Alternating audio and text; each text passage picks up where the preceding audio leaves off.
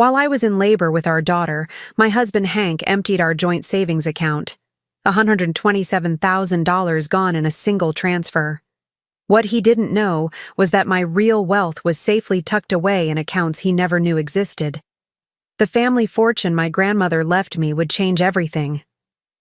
The nurse placed my newborn daughter in my arms, her tiny fingers wrapped around my index finger as tears of joy streamed down my face.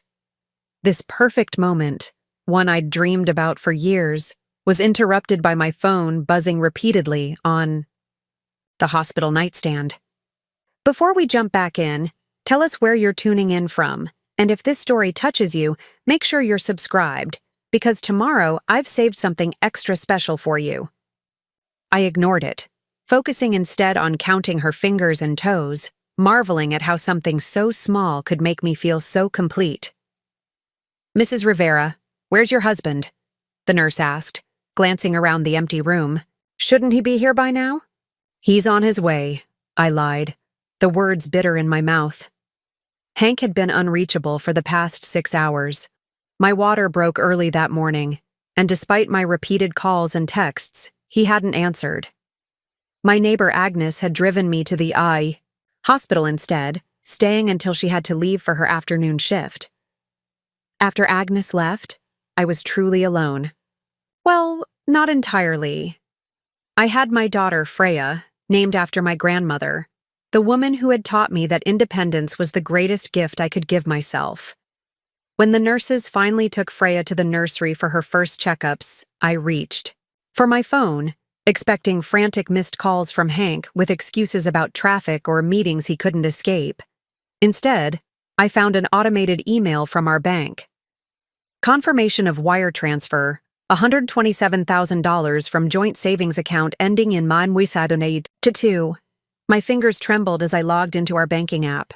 The account we'd built together over 3 years of marriage, the account meant for emergencies, for Freya's education, for our future, had been drained to just $42.17. Below the transfer was a smaller withdrawal of $4,800 from our checking account, leaving barely enough to cover next month's mortgage payment. The room seemed to spin around me.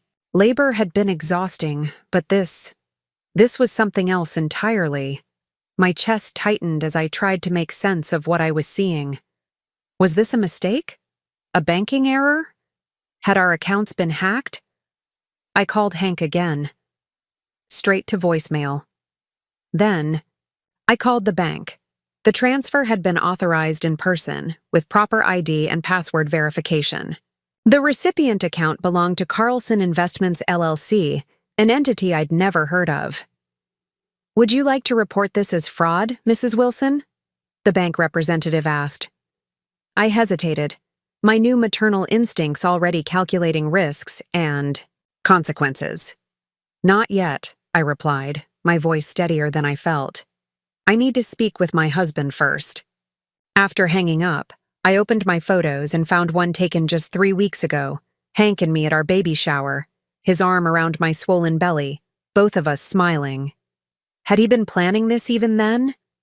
While our friends and family celebrated, the new life we'd created together, had he been plotting to leave? Hank and I had met 4 years ago at a charity fundraiser for children's literacy. I was 32, newly relocated to Portland after escaping a disastrous relationship with Joe, who had systematically drained my accounts and maxed out credit cards in my name. After Joe, I'd made a promise to myself. Never again would I be financially vulnerable to a man. Which is why, when I married Hank, I kept my family's wealth a secret. The Wilson fortune, passed down through 3 generations of strong, savvy women, remained hidden in trusts and investment accounts he knew nothing about. On paper, I was Lucia Wilson, marketing executive with a modest salary. The millions in diversified assets, real estate, and business holdings remained invisible, protected by a web of legal structures my grandmother had designed and my mother had maintained before passing them to me. "Are you sure about this?" my mother had asked before my wedding. Starting a marriage with such a significant secret? "It's not forever," I'd assured her. "Just until I'm certain." As it turned out, I'd never become certain enough to tell him. I scrolled through my phone to find another email, this one from a month ago. An invitation to the quarterly meeting with my financial advisor. The statement summary showed my personal wealth at just over $24 million.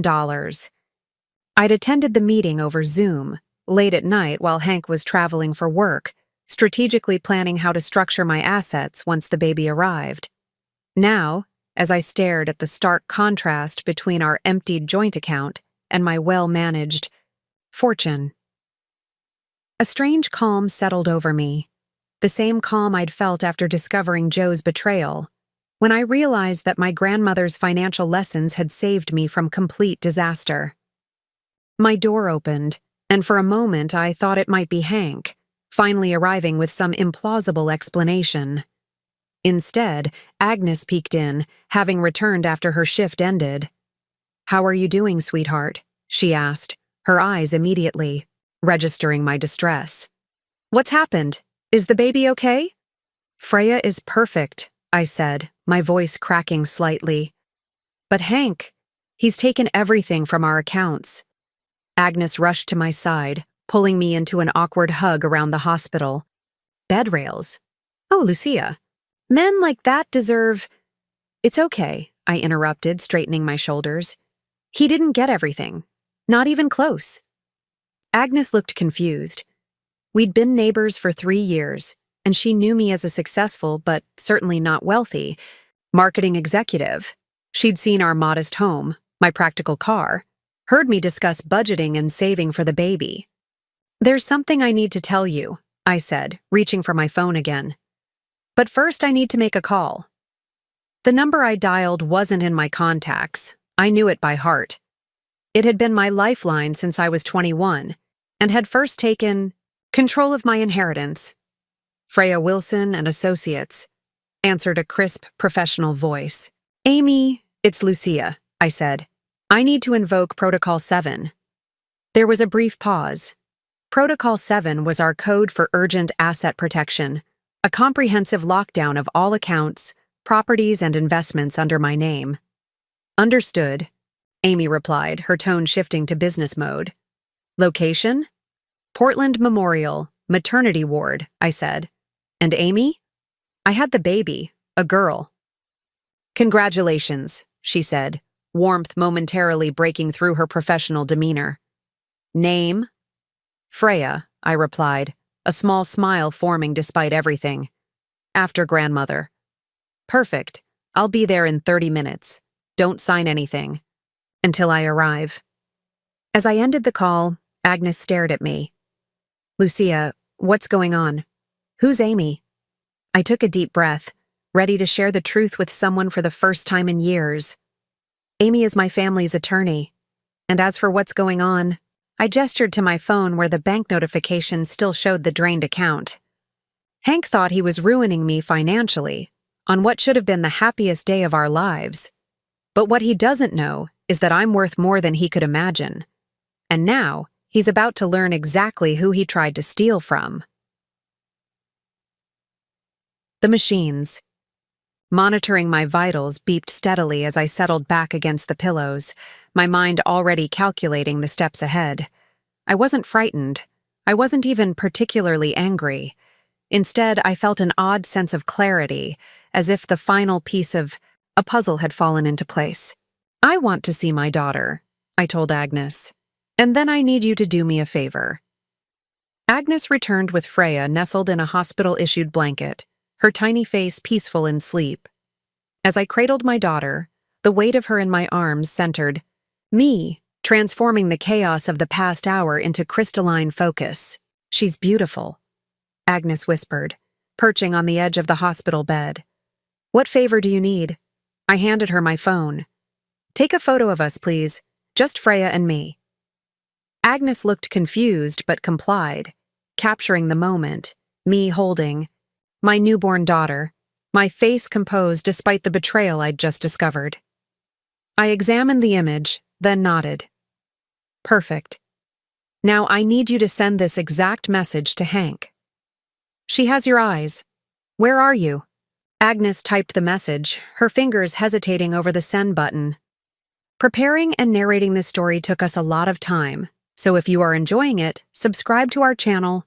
It means a lot to us. Now back to the story. Are you sure you don't want to confront him about the money? Not yet, I replied, adjusting Freya's blanket. Let him think I don't know. The calm that had settled over me wasn't shock or denial. It was a peculiar clarity I'd experienced only once before, when I discovered Joe's betrayal 6 years ago and realized I'd need to rebuild my life from scratch. That time, I'd been devastated, spending weeks cycling through grief, rage, and humiliation. This time was different. I felt none of the panic that typically accompanies financial disaster. No racing heart, no shallow breathing, no spiraling thoughts about impending homelessness or bankruptcy. Instead, I felt something unexpected, a strange sense of confirmation, as if a suspicion I'd been harboring had finally been proven true. Aren't you upset? Agnes asked, watching me with concern. Of course, I said, tracing Freya's perfect eyebrows with my fingertip. But not surprised. Some part of me never fully trusted him, which is why I never told him about my family's money, why I insisted on keeping my inheritance separate, why I maintained my maiden name professionally.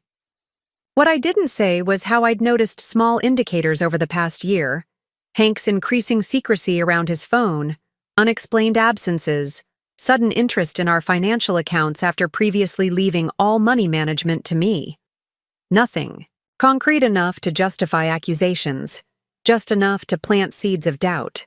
While Agnes sent the message to Hank, I opened my email and composed a message to my team at Wilson Creative, the boutique marketing firm I'd established after moving to Portland.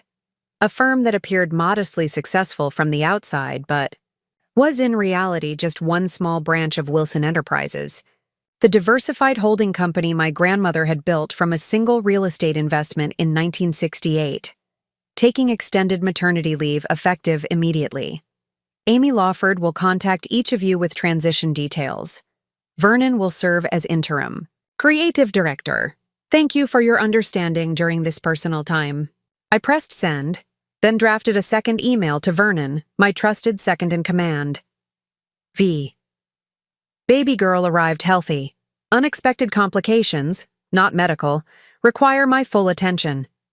Invoking contingency plan we discussed. Call Amy Lawford for details. Trust no communications from Hank. We'll explain everything soon. L. Vernon and I had worked together for nearly a decade. He'd followed me from New York after the Joe disaster, one of the few people who knew my full history and understood why I kept my wealth concealed. He would know exactly what to do. Message sent, Agnes reported, returning my phone. No response yet. I nodded, unsurprised. He'll answer eventually. Men like Hank can never resist the opportunity to lie. As I spoke, a soft knock at the door announced Amy's arrival. At 56, Amy Lawford carried herself with the quiet authority of someone who had helped manage one of the country's largest private fortunes for over 2 decades. In her tailored navy suit and practical pumps, she looked more like a corporate executive than the cutthroat legal mind my grandmother had handpicked right out of Harvard Law. Lucia, she said, her professional demeanor softening as she approached the bed. And this must be little Freya. I introduced Agnes, who seemed slightly overwhelmed by Amy's presence. Perhaps I should give you some privacy, Agnes suggested, reaching for her purse. Stay, I said, surprising myself with the request. I'd like you to hear this too. After Agnes settled back into her chair, Amy opened her leather portfolio and produced a tablet. Protocol 7 is active. All accounts are secured, properties locked down, and the trust administrators have been notified. Nothing can be accessed without biometric verification now. She paused. Want to tell me what happened? I handed her my phone, open to the banking app. Amy studied it silently, her expression darkening. The timing suggests premeditation, she observed. Making his move while you were in labor. Cowardly, Agnes muttered. But predictable, I replied. He knows I'm organized. He knew I'd notice immediately if I wasn't distracted by childbirth. Amy nodded, making notes on her tablet. We've frozen the transferred funds. Carlson Investments appears to be a recently formed LLC. Wyoming registration, minimal disclosure requirements. We're investigating the principals now, but I suspect we'll find Hank's name eventually. Don't freeze the funds, I said, surprising both women. Let him think he got away with it, for now. Amy raised an eyebrow. May I ask what you're planning? I looked down at Freya, still sleeping peacefully despite the adult concerns swirling around her. I'm thinking of grandmother's favorite strategy, AT. Small smile crossed Amy's face. The long game. Exactly. Hank believes he's dealing with a vulnerable new mother who's just lost her financial security. That perception gives us an advantage. Like grandmother, like granddaughter, Amy murmured. She would be proud. Agnes looked between us, confusion evident on her face. I don't understand. Shouldn't you be calling the police, freezing accounts, doing something? I am doing something, I explained. I'm giving him enough rope to hang. Himself. The hospital room fell silent except for Freya's soft breathing and the steady beep of monitors. I felt an unexpected sense of liberation. The decision to keep my wealth secret from Hank had always weighed on me. A necessary deception that contradicted my desire for an honest marriage. Now that deception had proven justified, the burden of secrecy lifted. What do you need from me? Agnes asked finally. When I'm discharged tomorrow, I'd like to stay with you for a few days. I need to appear vulnerable and distraught. Someone who's just discovered her husband's betrayal and has nowhere else to go. Agnes nodded immediately. Of course, my guest room is yours for as long as you need. Thank you. I turned to Amy. And I need a complete background investigation on Hank, deeper than what we did before the wedding. Every account, every contact, every communication we can legally access. I want to know who he really is. Amy made another note. Already initiated. We should have preliminary results by tomorrow afternoon. As they discussed logistics, my phone vibrated with a message from Hank. Sorry I missed it. Emergency with the Seattle account. She's beautiful. We'll be there first thing tomorrow. Love you both. I showed the message to Amy, who photographed it with her phone. Documented, she said. Time-stamped evidence of his location claim. I didn't respond to Hank's message. Instead, I settled back against the pillows, exhaustion from labor finally catching up with me. Get some rest, Amy advised, standing to leave. Tomorrow, we start building your case. As my eyes grew heavy, I found myself thinking not of Hank's betrayal, but of my grandmother Freya, how she'd rebuilt her life after my grandfather abandoned her with 2 young children and a mountain of hidden debt. How she'd transformed that crisis into an empire through sheer determination and strategic patience. The best revenge, she used to tell me, is watching from your tower as they drown in the moat they dug themselves. The morning light filtered through the hospital blinds. As I fed Freya, marveling at how naturally she took to nursing despite being just hours old. A light knock at the door announced the arrival of Dr. Winters for her morning rounds. How are we doing today? She asked, checking Freya's vitals before examining my stitches. Any excessive pain or bleeding? Nothing unexpected, I replied, wincing slightly as I shifted position. Dr. Winters nodded approvingly. Your recovery is proceeding well. I see here you're scheduled for discharge at noon. Is someone coming to take you home? Before I could answer, my phone buzzed with a text from Hank. Stuck in Seattle traffic, flight delayed, might not make it for discharge. Can you ask Agnes to help?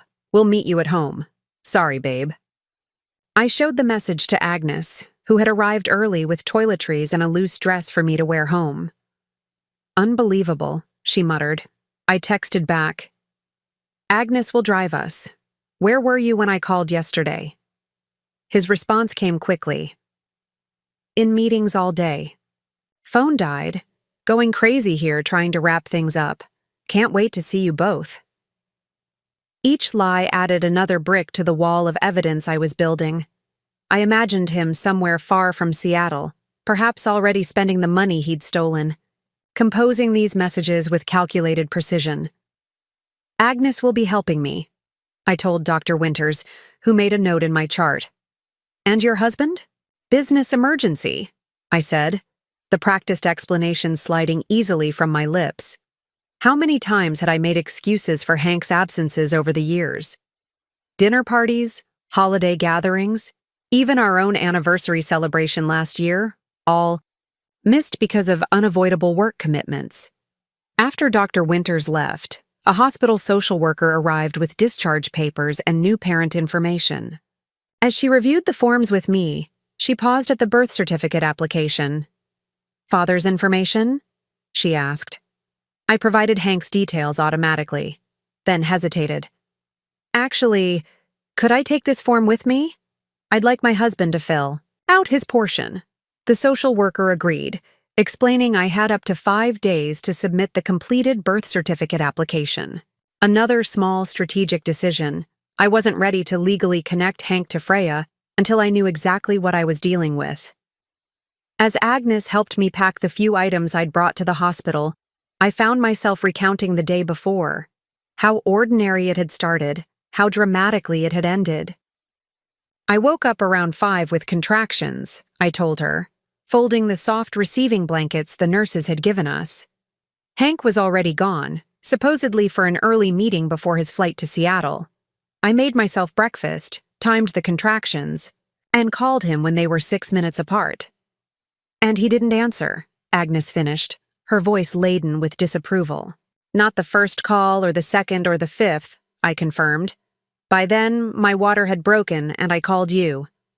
What I didn't tell Agnes was how I'd felt in those moments, not just the physical pain of contractions, but the emotional ache of facing childbirth alone. Despite my financial independence and professional success, I had wanted a true partner in Hank. Someone to share the journey of parenthood, to hold my hand through the scary parts, to be the father I'd never really had. Myself, the irony wasn't lost on me. My own father had disappeared when I was 2, leaving my mother to raise me alone until she remarried when I was 10. My stepfather, Vernon Sr., had been kind but distant, more colleague than parent to my driven mother. He died when I was in college, leaving my mother comfortable but once again alone. The Wilson women seemed destined for self-reliance. "What if he comes home while we're at my place?" Agnes asked, interrupting my thoughts. "He won't," I said confidently. "Whatever story, he's concocted needs time to play out. He'll claim travel delays, maybe even stretch it to tomorrow." "How can you be so sure?" I zipped my small duffel bag, considering how to explain. When you've been lied to before, really systematically deceived, you develop a sense for the patterns. Joe, my ex-boyfriend, would create elaborate scenarios, designed to extract maximum sympathy while concealing his true activities. Hank is different in many ways, but the fundamental playbook is the same. Agnes nodded, though I could tell she didn't fully understand the calm certainty with which I predicted Hank's behavior. How could she? She hadn't experienced the meticulous betrayal I had endured with Joe, who had spent 2 years systematically draining my accounts while convincing me his financial emergencies were temporary setbacks in his fledgling investment. Career Joe, who had proposed with a ring bought using my own credit card. Joe, who had disappeared the day after I confronted him with bank statements showing he had stolen nearly $300,000 from me. The money hadn't mattered much. It was only a small fraction of my true wealth, which Joe never discovered thanks to my grandmother's strict compartmentalization of our family's assets. But the betrayal had shattered my trust, sending me fleeing from New York to Portland, where I reinvented myself as a moderately successful marketing executive, keeping my true financial status hidden from everyone I met, including, eventually, Hank. By 11:30, the discharge nurse arrived with a wheelchair. Hospital policy required me to be wheeled to the exit, though I felt physically capable of walking. Agnes had already installed the car seat in her Subaru, and as the nurse helped me into the passenger seat, I glanced back at the hospital entrance, half expecting to see Hank rushing toward us with flowers and apologies. The entrance remained empty. "He's not coming," Agnes said gently, starting the engine. "I know," I replied, adjusting Freya's blanket in her car seat. "And that's valuable information." The drive to Agnes's Victorian duplex in the Selwood neighborhood took 20 minutes. I spent the time on my phone, sending a carefully crafted email to Hank detailing our discharge and explaining that I would be staying with Agnes until you get home, since I didn't feel comfortable being alone so soon after giving birth. His response came as Agnes was helping me up her front steps. "Good idea, babe. Flight now scheduled for tomorrow a.m. We'll come straight to Agnes's. Need anything?" "Just you," I replied, a message calculated to maintain the illusion that I remained oblivious to his betrayal. Agnes had prepared her guest room with unexpected thoroughness. A bassinet borrowed from her daughter, a changing station, improvised from a dresser, even a nursing pillow and breast pump she'd acquired overnight. "My daughter Emma sent most of this over," she explained, helping me settle into the comfortable window seat that overlooked her garden. "She said to tell you solidarity from one single mom to another." I raised an eyebrow. "I'm not a single mom." Yet, my mind added silently. Agnes had the grace to look embarrassed. I might have explained the situation when I called to borrow the baby things. Before I could respond, my phone rang, Amy's name flashing on the screen. "I need to take this." I told Agnes, who nodded and slipped from the room, closing the door softly behind her. "We found something," Amy said without preamble. "Actually, several somethings. How soon can you talk privately?" I glanced at Freya, sleeping peacefully in her borrowed bassinet. "I have about an hour before she needs to feed again. What did you find?" "Not over the phone," Amy replied. "I'm 10 minutes from your location. Vernon is with me." When I ended the call, I sat very still, watching the gentle rise and fall of my daughter's chest. Whatever Amy and Vernon had discovered, their tone and urgency suggested it was worse than I had imagined. For the first time since seeing that bank notification, I felt a flicker of genuine anger. Not for the money. Money could be replaced. But for the timing, for making what should have been one of the most joyful days of my life into the beginning of yet another betrayal. "Your father has terrible timing," I whispered to Freya. "But he has no idea who he's dealing with." Amy arrived exactly 10 minutes later, Vernon following close behind carrying a sleek aluminum laptop case. They entered Agnes's guest room with the quiet efficiency of people accustomed to handling sensitive matters in private settings. Vernon, tall and meticulously groomed as always, broke protocol to give me a gentle hug before setting his case on the small writing desk. "She's beautiful, Lucia," he said, glancing at Freya. "Congratulations." "Thank you," I replied, genuinely warmed by his presence. Vernon had been my rock through the aftermath of the Joe disaster, helping me rebuild not just my professional identity, but my confidence. He was the brother I never had, and one of the few people I trusted implicitly. Amy, always more formal, placed her tablet on the bed beside me. "We've compiled a preliminary report. It's concerning." "Show me everything," I said, straightening against the pillows. Vernon opened his laptop and connected it to a small portable projector, casting its display onto the cream-colored wall opposite the bed. Amy dimmed the lights and closed the blinds. "Let's start with the money trail," Amy began, tapping her tablet to advance the first slide. "The $127,000 from your joint savings went to Carlson Investments, LLC, which we now know is registered to a Carson Whitfield. That's Hank's middle and mother's maiden names." "Predictable," I murmured. "From there," Vernon continued, "the funds were immediately dispersed to 3 separate accounts."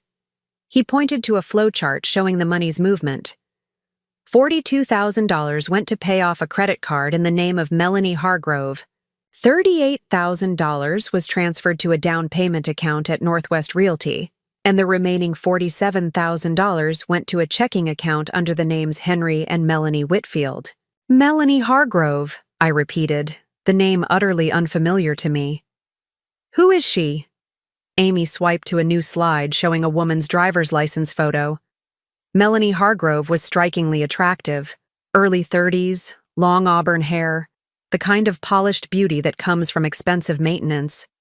She's a pharmaceutical sales representative based in Seattle, Amy explained. According to social media, she's been divorced for approximately 18 months. No children. Vernon added, their connection appears to date back at least 11 months, based on cross-referenced location data from their respective social media accounts.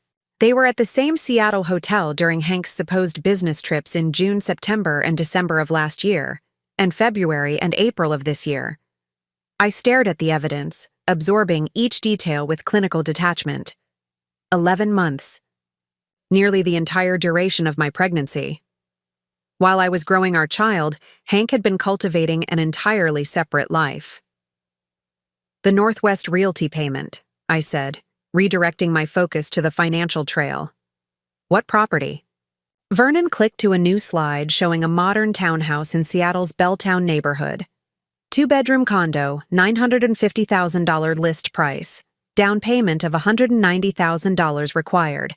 Hank's withdrawn approximately $152,000 from various accounts over the past 4 months, presumably saving for this purchase. The $38,000 was the remainder needed, I concluded. They're buying a place together. Closing date is next Thursday, Amy confirmed. Both names on the mortgage application. I nodded slowly, processing the information. The condo purchase explained why Hank had been so insistent that I handle our household finances alone over the past year. Not out of trust or delegation, as he'd claimed, but to conceal his systematic draining of his personal accounts. What? About the credit card debt? I asked. Amy brought up a new screen showing months of statements. Primarily luxury purchases. Designer clothing, jewelry, high-end restaurants. Weekend trips to Vancouver and San Francisco. The card was maxed out, at $42,000 with a 24% interest rate. He paid off her credit card before paying the mortgage down payment in full, Vernon observed. Interesting prioritization. Indeed it was. The pattern was becoming clear. Hank had been setting up his exit for months, carefully constructing a new life while maintaining the appearance of the devoted husband preparing for fatherhood. There's more, Amy said, her tone growing more serious. We found evidence suggesting this isn't his first time doing this. The next slides detailed a pattern that made my stomach clench. Before me, Hank, or Henry Whitfield, as he'd apparently been known then, had been briefly married to a woman named Rebecca Turner in Chicago. Their marriage had lasted 18 months and ended when Rebecca was 6 months pregnant. Court records showed she had filed for divorce citing financial fraud and abandonment. He left his pregnant wife? I whispered, instinctively glancing toward Freya, and took approximately $95,000 from their joint accounts. Vernon confirmed grimly. Sound familiar? The pattern continued. Before Rebecca, there had been Stephanie Oakes in Minneapolis, not married but engaged, also subjected to financial manipulation before Hank disappeared. 3 women in 7 years, each relationship overlapping with the next, each ending with a significant financial loss for the woman involved.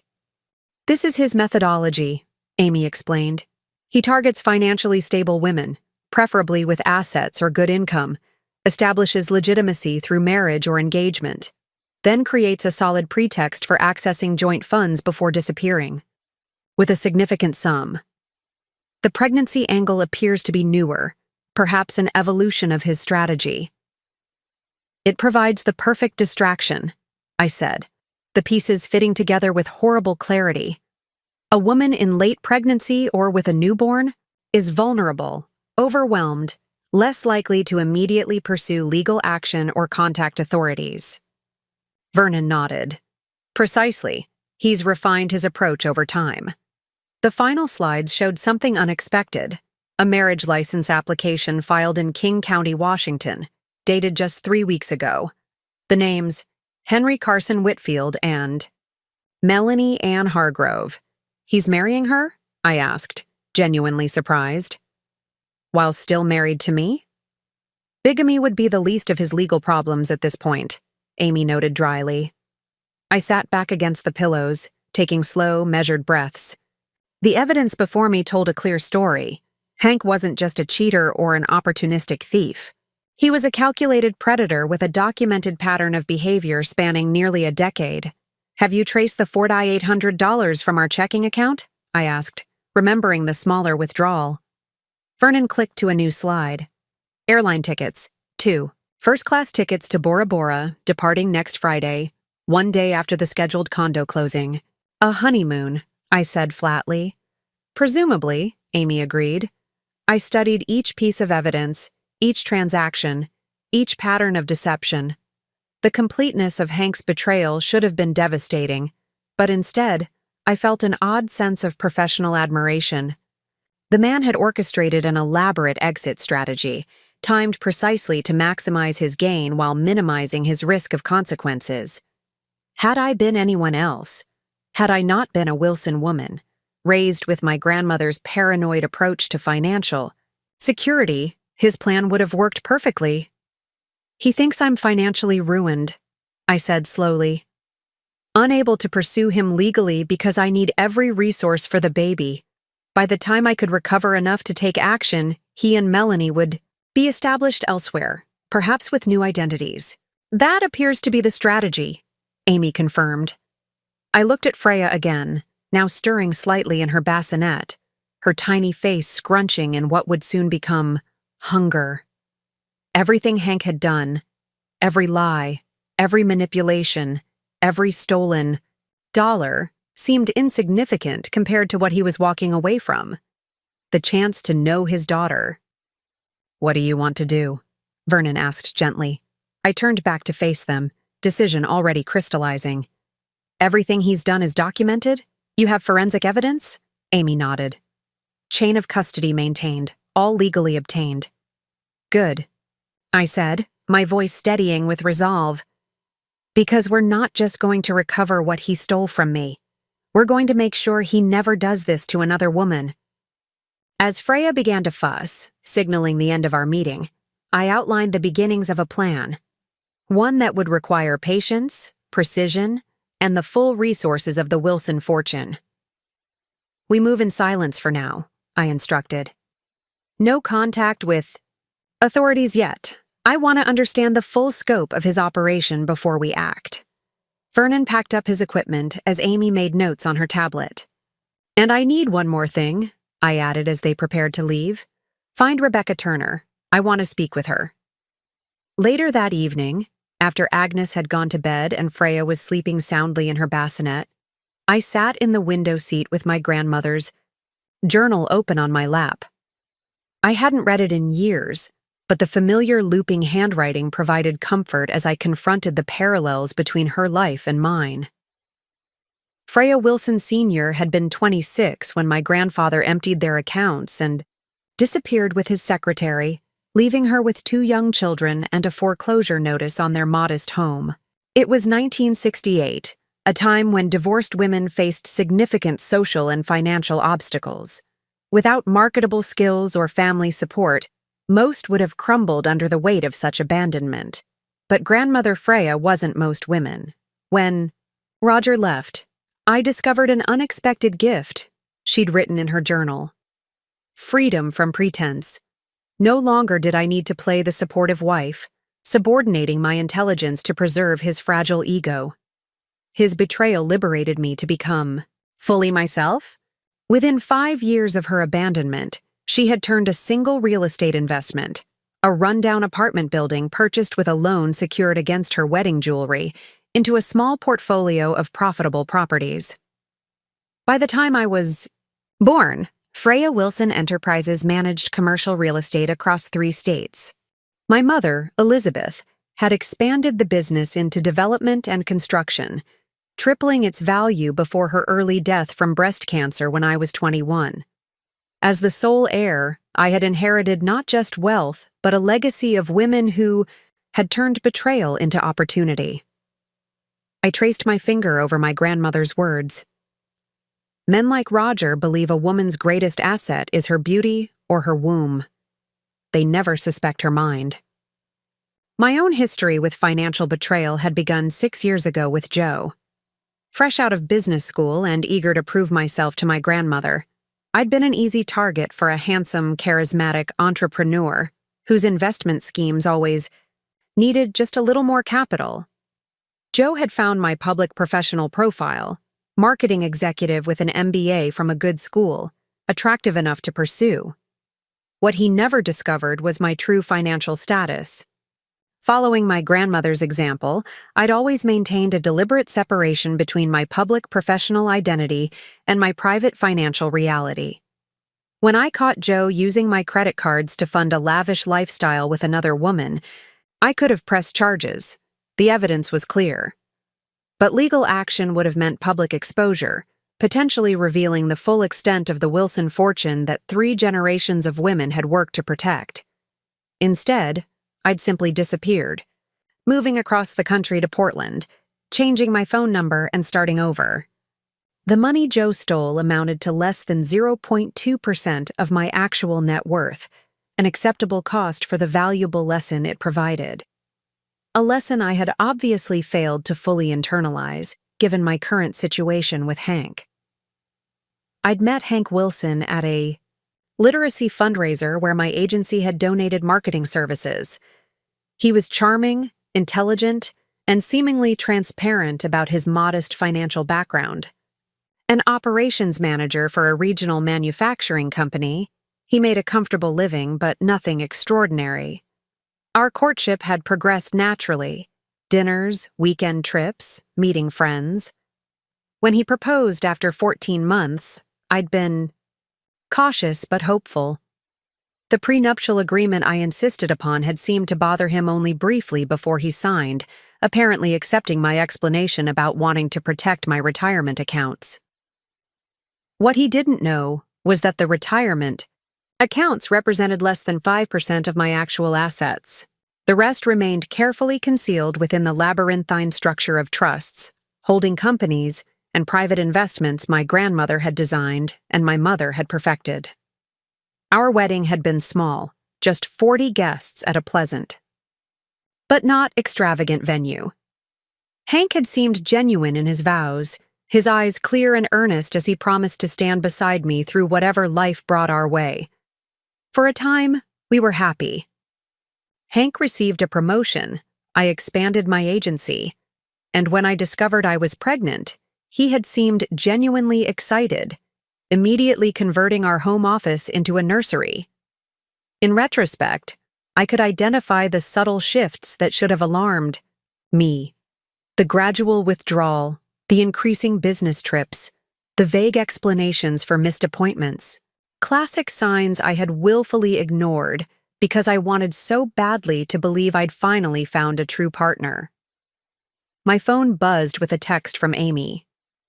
Found Rebecca Turner, now Rebecca Lowell, currently living in Denver with her 5-year-old daughter. Contact established. She's willing to speak with you tomorrow. I sent a quick acknowledgement, then returned to my grandmother's journal, flipping to the last entry she'd written before her death 8 years ago. The pages were worn from multiple readings, the ink slightly faded, but her final advice remained as clear as ever. My dearest Lucia, remember that fortune provides freedom only when properly protected. Trust must be earned through consistent action, not granted through legal ceremony. Keep your assets close, your independence closer, and your wits closest of all. Men may come and go, but the Wilson women endure. I closed the journal and rested my hand on my sleeping daughter's back, feeling the gentle rise and fall of her breathing. We endure, I whispered, and we thrive. Another text arrived, this one from Hank. Flight confirmed for tomorrow. Can't wait to meet our little girl. Love you both so much. I didn't reply. His lies would serve me better unanswered. The video call with Rebecca Lowell began awkwardly. She appeared hesitant, her dark hair pulled into a messy bun, circles under her, eyes suggesting the perpetual exhaustion of single motherhood. "I'm not sure what I can tell you that would help," she said after our introductions. "It's been 5 years since Henry disappeared." "Henry," I repeated, noting her use of Hank's full name. "Did you know him as Henry Whitfield?" She nodded. "Yes, though I later discovered his birth certificate listed him as Henry Carson Wilson. The Whitfield came from his mother, apparently." I adjusted Freya in my arms, and Rebecca's expression softened at the sight of my newborn. "Your daughter is beautiful," she said. "How old?" 3 days, I replied. Her eyes widened. 3? She stopped, realization dawning. "He did it to you too? While you were in labor?" I nodded, and the awkwardness between us dissolved, replaced by the immediate bond of shared experience. "Hospital. Delivery room," Rebecca confirmed grimly. I was 7 centimeters dilated when the nurse mentioned a call from the bank about unusual activity. By the time I held Jasmine, he'd taken everything we had, about $90,000. "Did you pursue legal action?" I asked, already knowing the answer from Amy's research but wanting to hear Rebecca's perspective. "I tried," she sighed, "filed police reports, hired a lawyer I couldn't afford, but Henry had covered his tracks well. The money disappeared through a series of transfers, and without funds for a proper investigation." She shrugged. Being a new single mother took priority over chasing a ghost. I shifted slightly, deliberately angling my laptop camera to capture more of Agnes's guest room, the modest furnishings, the borrowed baby items, nothing suggesting wealth or resources. "I understand completely," I said softly. "I'm in the same position now.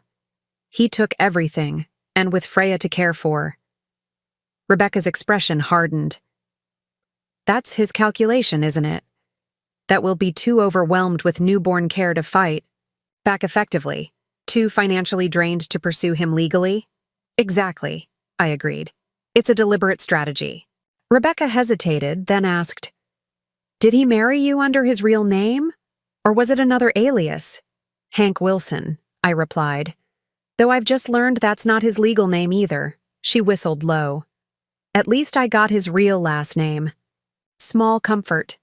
She shifted, adjusting something off-screen. "What do you need from me, Lucia? I want to help, but I've moved on, built a new life." I carefully considered my next words. The conversation had reached its crucial juncture. "Rebecca, what I'm about to tell you must remain between us," I began, lowering my voice as if concerned about being overheard. "I'm not who Hank thinks I am." She frowned, confused. "What do you mean?" "The woman Hank married, marketing executive with modest savings, was a carefully constructed identity," I explained. "My real name is Lucia Wilson, of the Wilson Real Estate Group." Recognition flickered across her face. "Wilson, as in the commercial developments? The hotel chain?" I nodded slowly.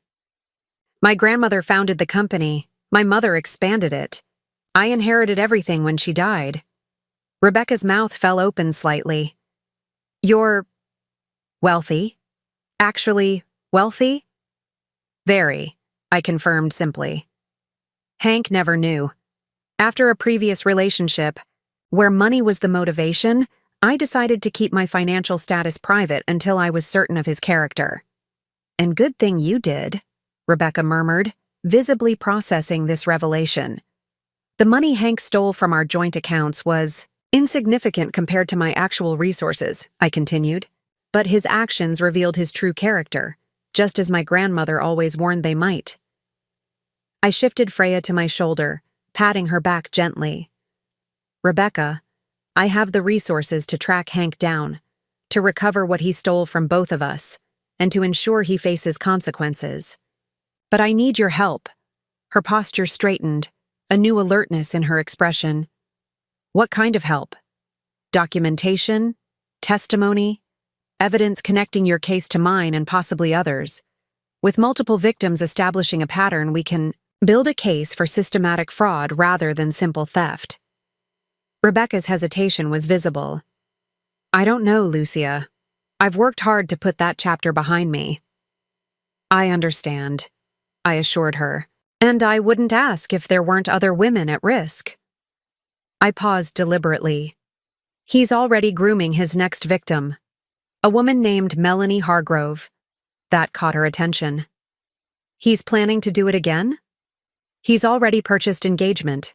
Rings from 3 different jewelers in Seattle, I said, sharing one of the details Amy had uncovered. Presumably shopping for the perfect one. Meanwhile, he's draining Melanie's accounts to fund their new life together, a life he'll abandon. Once he's taken everything he can. Rebecca was quiet for a long moment, then asked, "What exactly would I need to do?" I outlined my plan, the documentation needed, the legal process, the potential outcomes. Throughout my explanation, I maintained the appearance of a woman operating from a position of hidden strength rather than obvious power. The illusion of secrecy was crucial. I needed Rebecca to see me as someone who understood the value of maintaining a disguised identity. When I finished, Rebecca took a deep breath. Hank, whatever his name is. He took more than money from me. He took years of my life, my trust, my daughter's chance at having a father. Her voice hardened with resolve. If I can prevent that happening to someone else, I'll do whatever you need. Thank you, I said, truly grateful. My attorney will contact you tomorrow with details. Everything will be handled with complete confidentiality. As our call ended, Rebecca offered one final observation. You know what's ironic? He left me thinking he'd ruined me financially when actually he gave me my freedom. I'm happier now than I ever was with him. I looked down at Freya, peacefully sleeping against my shoulder. I understand completely. After ending the call, I texted Amy, Rebecca is on board. Proceed with Phase 1. Then I carefully placed Freya in her bassinet and opened my laptop to the Wilson Enterprises secure portal. It was time to deploy resources that Hank couldn't begin to imagine. Resources that would make his carefully constructed exit strategy crumble like a house of cards. The next morning, while Agnes took Freya for a walk in the borrowed stroller, I initiated the first concrete steps of my response. Seated at Agnes's kitchen table with my laptop open, I began methodically documenting everything related to Hank's deception. I created a secure digital file containing all bank statements, communication records, and marriage documents. Each file was carefully labeled and time-stamped, creating an unbroken chain of evidence. I added screenshots of Hank's text messages about his supposedly delayed flights and meetings, cross-referenced with the evidence Amy had uncovered about his actual whereabouts. Next, I drafted a detailed timeline starting from the day we met through the present, noting significant financial transactions, key conversations about money, and the establishment of our joint accounts. The timeline revealed a clear pattern. Each of Hank's major withdrawals from his personal accounts had occurred within days of our discussions about the baby, after the first ultrasound, following our decision on a nursery theme, the day after, our childbirth class. He had used these emotional milestones as cover for his financial maneuvering. As I worked, my phone buzzed with a text from Hank. Landing in Portland now. We'll grab lunch, then head to Agnes's. Need anything for you or Freya? I studied the message, considering how to maintain the illusion of ignorance. Just you, I replied, the same simple message designed to continue the pretense that I remained oblivious to his betrayal. With the documentation complete, I accessed a hidden email account and composed a message to Judith Harrison, CEO of Wilson Security Services, a specialized firm within the Wilson corporate structure. Judith, I wrote, I require a comprehensive security package for the attached subject. Level 3 protocols, effective immediately. Priority Alpha. I attached Hank's photograph and all identifying information, then added Melanie Hargrove's details. Level 3 meant discrete surveillance, complete monitoring of electronic communications, and real-time location tracking. Priority Alpha designated this as a direct request from family leadership. Next, I called Vernon, who answered on the first ring. "The Fitzgerald portfolio is ready for review," he said, using our prearranged code to indicate that the financial forensics team had completed their analysis of Hank's activities. "Summary?" I requested, keeping my voice low despite being alone in the house. Vernon reported that Hank had been systematically converting liquid assets to cash for approximately 14 months, totaling over $340,000, significantly higher than our initial estimate. The money had gone to 3 main repositories: the Seattle condo down payment, $190,000, a safety deposit box containing an estimated $160,000 in cash, and a joint account with Melanie, $65,000. The remainder had been spent on luxury items and travel. "What about our prenuptial agreement?" I asked. "Any attempts to challenge it?" "He consulted with a family law attorney in Seattle 3 months ago," Vernon confirmed. "The attorney correctly advised that the agreement was ironclad regarding premarital assets, but noted potential vulnerability around assets acquired during the marriage. This explained Hank's strategy of draining our joint accounts rather than attempting to claim my personal assets through legal channels. The prenuptial agreement, which he had signed without thorough review, protected my premarital wealth, but contained deliberate ambiguity around joint assets, ambiguity that had served as bait. Have Amy prepare documentation for a restraining order, I instructed. We won't file yet, but I want it ready. As I closed my laptop, I heard Agnes's key in the front door. Through the window, I could see a silver sedan parked across the street, the car Amy had assigned for my security detail. The quiet, methodical work of the morning had settled me, transforming fear and betrayal into purposeful action. The first moves had been made. Now it was time to see how Hank would respond. Agnes returned with a sleeping Freya and news that several neighbors had stopped her to offer congratulations. As Agnes prepared tea, I sat in the living room, gazing down at my daughter's peaceful face.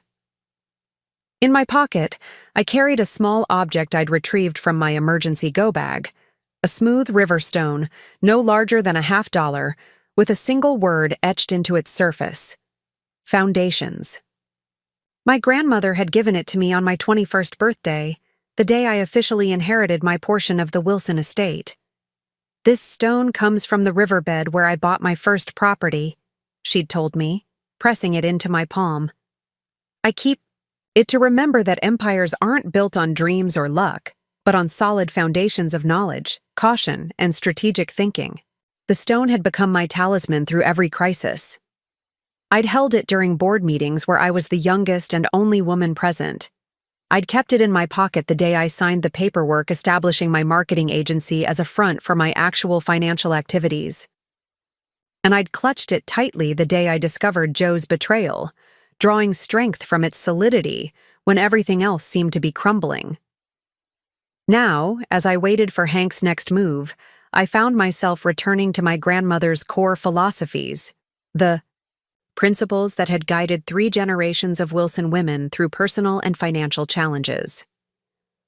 The first principle: information is power. My grandmother had built her initial real estate portfolio by knowing more than her competitors about zoning changes, development plans, and property values. My mother had expanded our holdings by analyzing market trends before they became obvious to others, and I had protected myself from Hank's betrayal by maintaining a vital information asymmetry.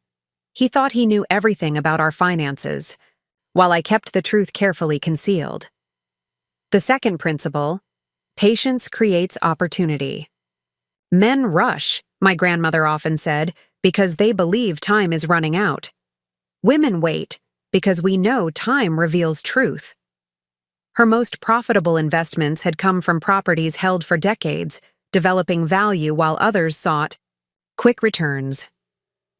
The third principle: structure protects substance. The elaborate legal framework surrounding the Wilson fortune, the trusts, holding companies, and diversified assets, wasn't mere financial engineering.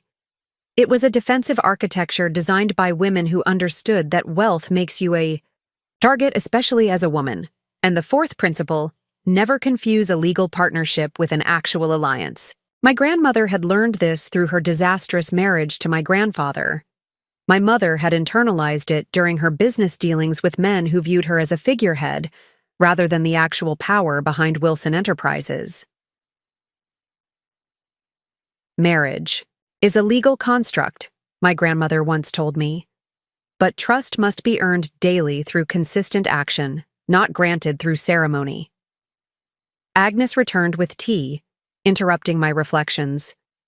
"You seem deep in thought," she observed, setting the tray on the coffee table. "Just thinking about my grandmother," I replied, accepting a cup. "She raised me to be prepared for situations like this." "What would she say about your situation now?" Agnes asked, genuine curiosity in her voice. I considered the question, running my thumb over the stone in my pocket. She'd say that Hank's betrayal isn't a failure, but a confirmation, that the precautions I took weren't paranoia, but wisdom, and that the path forward isn't about revenge, but strategic response. One of her favorite sayings was, "Men who steal. What isn't theirs eventually lose what is," I continued, shifting Freya to my shoulder. She believed that dishonesty creates vulnerability, that every deception leaves a trail, every betrayal creates an opportunity for justice. My phone buzzed. With a text from Hank. "Caught in traffic, be there by 3. Can't wait to meet our daughter." Another lie. The tracking systems Vernon had activated showed Hank's phone still at the Portland airport, not in transit to Agnes's house at all. The security team arrived at Agnes's house just after 1 p.m., disguised as a baby gift delivery service. 2 women and 1 man, all dressed in muted clothing from an upscale baby boutique, carried elegant gift bags up Agnes's front walk while discreetly scanning the street. I recognized the woman in front immediately, Judith Harrison, Wilson Securities CEO and my mother's former college roommate. At 58, Judith maintained the precise posture of her military background, her silver-streaked hair cut in a practical bob that framed sharp, observant eyes. "Special delivery for the new mother," she announced cheerfully as Agnes opened the door, maintaining the cover story for any watching neighbors. Once inside, Judith's demeanor shifted to focused efficiency. "The perimeter is secure," she reported. "We've established surveillance at all approach points, and the digital security team is monitoring communications." She gestured to her colleagues. "May I introduce Michael Reeves, our technical specialist, and Dr. Leona Wright, who will serve as both security personnel and medical support for you and Freya?" I nodded in approval. Judith had selected the team perfectly. Michael's unassuming appearance concealed his background in cyber intelligence, while Leona's credentials as a board-certified pediatrician provided a legitimate reason for her regular presence. "Sit rep," I requested, using the military terminology Judith preferred. "Subject remains at Portland International Airport," Michael reported, opening what appeared to be a diaper bag but actually contained sophisticated communications equipment. "He's made 17 phone calls in the past 3 hours, primarily to Seattle numbers associated with Melanie Hargrove and the real estate agent." "Financial movements?" I asked. 3 transactions since this morning," Judith replied. "A cash withdrawal of $2,000 from an ATM at the airport, the jewelry purchase downtown, and a wire transfer of $12,500 to a business account belonging to Carlson Consultants." "Another shell company?" I noted. "He's distributing assets to prevent recovery." Agnes watched this exchange with confusion. "I thought you were just having some security come by," she whispered. "This looks like something from a spy movie." I squeezed her hand reassuringly. "The Wilson security protocols might seem excessive, but they've protected my family for generations." Leona approached with a small medical kit. "With your permission, I'd like to do a quick checkup on both you and Freya." While Leona examined us, Michael set up a secure communication hub in Agnes's guest room, and Judith conducted a security, Assessment of the house. Amy arrived next with a thick portfolio and her characteristic brisk efficiency. She barely acknowledged the security team, a professional courtesy reflecting the separate spheres of legal and security operations within the Wilson infrastructure. The complete dossier on Henry Carson Whitfield, also known as Hank Wilson. Henry Wilson and Carson Whitfield, she announced, placing the portfolio on Agnes's dining table. Birth records, education history, employment records, financial statements, criminal background, and comprehensive documentation of his pattern of fraud across multiple relationships. Vernon completed our core team, bringing digital records of all communications between Hank and his employer. He revealed yet another layer of deception. Hank had submitted his resignation 3 weeks ago, effective the previous Friday, but had told me nothing about it. With everyone assembled, I called the meeting to order, acutely aware that time was limited. Hank's tracking data showed he had finally left the airport and was now en route to Agnes's neighborhood. "We have approximately 30 minutes before Hank arrives," I began, shifting into the executive mode I rarely revealed outside the Wilson corporate offices. "Let's establish clear objectives and responsibilities." Part 7. Strategic First Move. 48R56 U. The next morning, while Agnes took Freya for a walk in the borrowed stroller, I initiated the first concrete steps of my response. Seated at Agnes's kitchen table with my laptop open, I began methodically documenting everything related to Hank's deception. I created a secure digital file containing all bank statements, communication records, and marriage documents. Each file was carefully labeled and time-stamped, creating an unbroken chain of evidence. I added screenshots of Hank's text messages about his supposedly delayed flights and meetings, cross-referenced with the evidence Amy had uncovered about his actual whereabouts. Next, I drafted a detailed timeline starting from the day we met through the present, noting significant financial transactions, key conversations about money, and the establishment of our joint accounts. The timeline revealed a clear pattern. Each of Hank's major withdrawals from his personal accounts had occurred within days of our discussions about the baby. After the first ultrasound, following our decision on a nursery theme, the day after. Our childbirth class.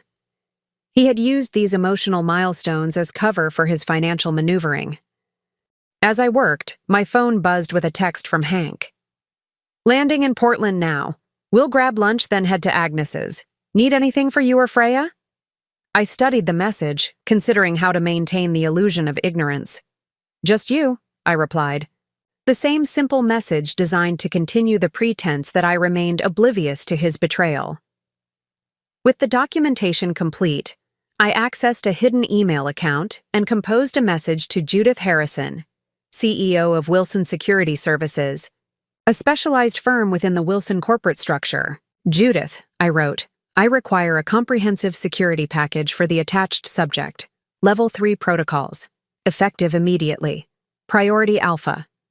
I attached Hank's photograph and all identifying information, then added Melanie Hargrove's details. Level 3 meant discrete surveillance, complete monitoring of electronic communications, and real-time location tracking. Priority Alpha designated this as a direct request from family leadership. Next, I called Vernon, who answered on the first ring. "The Fitzgerald portfolio is ready for review," he said, using our pre-arranged code to indicate that the financial forensics team had completed their analysis of Hank's activities. "Summary," I requested, keeping my voice low despite being alone in the house. Vernon reported that Hank had been systematically converting liquid assets to cash for approximately 14 months, totaling over $340,000, significantly higher than our initial estimate.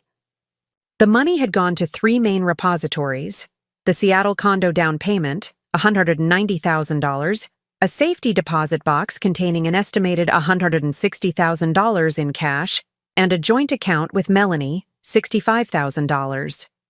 The remainder had been spent on luxury items and travel. "What about our prenuptial agreement?" I asked. Any attempts to challenge it? He consulted with a family law attorney in Seattle 3 months ago, Vernon confirmed. The attorney correctly advised that the agreement was ironclad regarding premarital assets, but noted potential vulnerability around assets acquired during the marriage. This explained Hank's strategy of draining our joint accounts rather than attempting to claim my personal assets through legal channels. The prenuptial agreement, which he had signed without thorough review, protected my premarital wealth, but contained deliberate ambiguity around joint assets, ambiguity that had served as bait. Have Amy prepare documentation for a restraining order, I instructed. We won't file yet, but I want it ready. As I closed my laptop, I heard Agnes's key in the front door. Through the window, I could see a silver sedan parked across the street, the car Amy had assigned for my security detail. The quiet, methodical work of the morning had settled me, transforming fear and betrayal into purposeful action. The first moves had been made. Now it was time to see how Hank would respond. Hank arrived exactly as Judith had reported, bearing an ostentatious bouquet of roses and a small gift bag with the Garrison Jewelers logo embossed in gold. His performance was flawless, eyes widening. At the sight of Freya, voice catching with manufactured emotion as he whispered, "She's perfect." I played my role with equal precision, accepting his kiss on my forehead, thanking him for the flowers, expressing appropriate gratitude for the diamond pendant he fastened around my neck with hands that lingered just long enough to seem loving. "I'm so sorry about the travel delays," he said, his voice a masterpiece of contrition. "The Seattle meetings ran long, then flight cancellations." "It doesn't matter now," I assured him, the picture of a forgiving wife. "You're here." Agnes watched from the kitchen doorway, her expression carefully neutral despite the disgust I knew she felt. Leona maintained her cover as a postpartum doula, discreetly checking Freya's temperature while explaining breastfeeding techniques as if we hadn't already established a comfortable rhythm. For nearly 2 hours, Hank sustained his performance, cradling Freya awkwardly but photographing himself doing so from multiple angles, asking appropriate questions about the birth, expressing concern about our drained savings with just the right note of shocked dismay. "I'll call the bank first thing tomorrow," he promised. "There must have been some kind of fraud. We'll get it sorted out." I nodded, allowing a hint of worry to show. "I hope so." That was everything we had. His eyes softened with what might have appeared to be compassion, but what I recognized as satisfaction. The trap he believed he'd set had been sprung. His prey appeared suitably ensnared. "Don't worry," he soothed, squeezing my hand. "I'll take care of everything. We should head home tomorrow. You'll recover better in familiar surroundings." This was the pivot I'd been expecting, his attempt to separate me from Agnes's support and surveillance. "The doctor wants me to stay here through the weekend," I countered gently. "Agnes has been so helpful, and I'm still having some complications. A slight exaggeration, but necessary to justify my reluctance." Hank frowned momentarily before recovering. "Of course, whatever you need. I'll stay too. Sleep on the couch." Another test passed. He'd offered to stay despite clearly having no intention of doing so. Within 30 minutes, his phone buzzed with what I knew was a fabricated emergency. Call from work, requiring his immediate attention. "I'm so sorry," he said, all earnest regret. "Critical issue with the Seattle account. I need to handle this tonight, but I'll be back first thing tomorrow." He kissed me again, this time on the lips. "I love you both so much." After he left, Agnes locked the door and leaned against it. "That was the most disturbing thing I've ever witnessed," she declared. "He didn't mean a single word." "No," I agreed, removing the diamond pendant and placing it in an evidence bag Michael provided. "But he said exactly what we needed him to say." Judith entered from the back door where she'd been monitoring the interaction. "Subject is departing the neighborhood. GPS tracker indicates movement toward downtown Portland." "Phase 1 complete," I noted, returning to my seat at the dining table where the team had reconvened. Let's proceed with Phase 2. While Hank believed he was executing the final steps of his escape plan, we were implementing a strategy designed not just to recover what he had stolen from me, but to dismantle his entire operation. A strategy that had been developing in my mind since the moment I saw that bank notification. A strategy guided by my grandmother's philosophy of patient, methodical response to betrayal. Unlike the immediate, emotional reactions Hank had counted on, the Wilson approach to crisis had always been calculated and comprehensive. We didn't just solve problems, we transformed them into opportunities. The long game, my grandmother called it, is always more satisfying than the quick strike. Later that night, after the team had departed and Agnes had gone to bed, I stood before the bathroom mirror, studying my reflection in the harsh fluorescent light. The woman looking back at me appeared outwardly unchanged.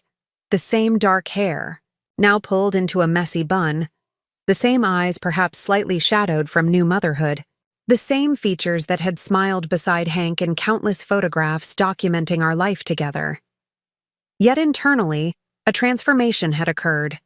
The woman who had entered the hospital as Hank's wife, anxious about his absence but still believing in the partnership they had built, no longer existed. In her place stood someone I recognized from years before, the woman who had emerged from Joe's betrayal, clear-eyed and resolute. I removed the diamond pendant from its evidence bag and examined it closely. 3 carats, princess cut, set in white gold with small accent stones. Flashy but not extraordinarily expensive, precisely as I had predicted. The gift of a man who understood the appearance of generosity, but not its substance. I returned it to the bag, labeling it with the date and circumstances of receipt. From my toiletry bag, I retrieved the wedding band Hank had placed on my finger 3 years earlier. I had removed it in the hospital when my fingers had swollen during labor, and hadn't put it back on since seeing the bank notification. Now, looking at the simple gold band, I felt nothing. No sentimentality, no attachment, not even anger. It was merely an object, a prop in a performance that had reached its final act. I placed the ring in another evidence bag, labeling it carefully. Then I unpinned my hair, letting it fall around my shoulders, and washed my face clean of the minimal makeup I had applied for Hank's visit. The cool water felt purifying somehow, washing away not just the physical traces of the day, but the last pretenses of the role I had been playing. Freya stirred in her bassinet, making the small mewling sounds that preceded waking. I lifted her, gently cradling her against my chest as I moved to the window seat overlooking Agnes's garden. The security lights cast soft illumination over the flowering shrubs, creating pools of light and shadow across the carefully tended beds. "Things will be different now," I whispered to Freya as she nuzzled against me, seeking comfort and nourishment. Different, but better. As she nursed, I allowed myself to fully embrace the reality of our situation. Hank would not return tomorrow, as promised. The critical issue with the Seattle account would expand into a multi-day emergency, then transform into an unavoidable business trip. The texts would grow less frequent, the excuses more elaborate, until eventually he would disappear, entirely.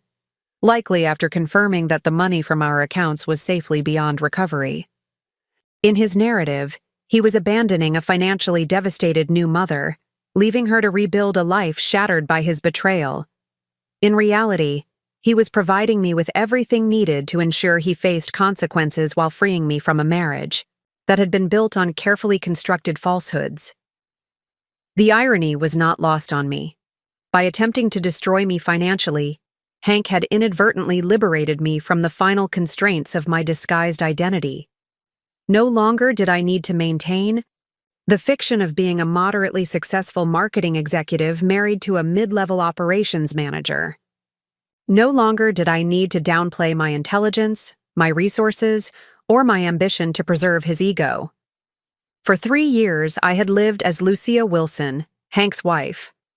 Now I could fully reclaim my identity as Lucia Wilson, heir to the Wilson fortune business, leader and mother. I looked down at Freya, now sleeping peacefully after nursing.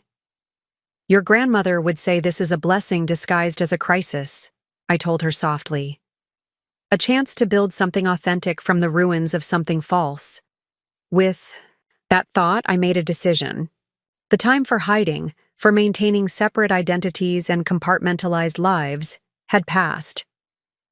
When morning came, I would begin the process of fully integrating the separate spheres I had maintained, not just for my own peace of mind, but for Freya's future.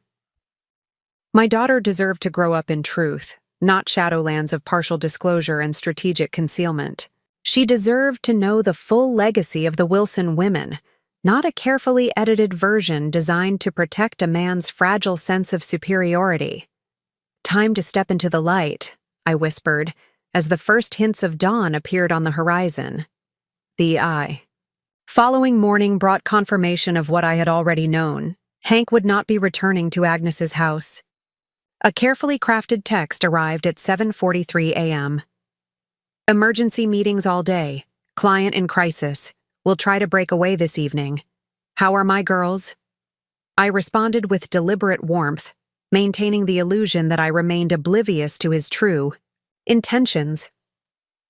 Meanwhile, Amy and her team had arrived early, transforming Agnes's dining room into a makeshift evidence processing center. The table was covered with labeled folders, each containing meticulously organized documentation of Hank's deception. We've established 5 distinct categories of evidence, Amy explained, indicating the color-coded system. Financial records in blue, communication records in green, witness statements in yellow, pattern documentation in red, and physical evidence in black. I examined each category carefully, impressed by the thoroughness of their work. The financial records detailed not just Hank's theft from our joint accounts, but the systematic liquidation of his assets over the preceding 14 months. Bank statements, withdrawal slips, wire transfer confirmations, each transaction meticulously documented and cross-referenced. The communication records were equally comprehensive. Text messages, emails, phone logs, and social media interactions, all revealing the careful construction of his parallel life with Melanie. Most damning were the messages where he discussed our finances, sharing confidential information about my income and savings with his mistress. This violates both your prenuptial agreement and Washington state privacy laws, Amy noted, highlighting specific exchanges. The unauthorized disclosure of financial information alone provides grounds for significant civil penalties. The witness statements included formal depositions from Rebecca and 2 other previous victims, each describing nearly identical patterns of behavior. The testimonies were powerful in their similarity: the careful grooming, the gradual access to financial accounts, the strategic exits timed to moments of maximum vulnerability. Pattern documentation covered the broader evidence of premeditation, the establishment of shell companies, the creation of alternate identities, the rental of storage units in Seattle under false names. Amy had even obtained insurance records showing Hank had taken out a substantial policy on my life shortly after I became pregnant, a discovery that sent a chill through the room. We've flagged this for potential criminal investigation, Amy said quietly. While there's no direct evidence of intent to harm, the timing and circumstances raise serious concerns. The physical evidence was perhaps the most viscerally impactful.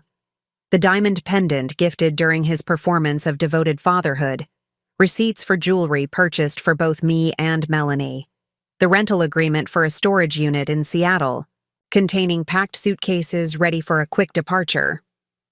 The cumulative evidence establishes a clear pattern of systematic fraud, Amy summarized, closing the final folder.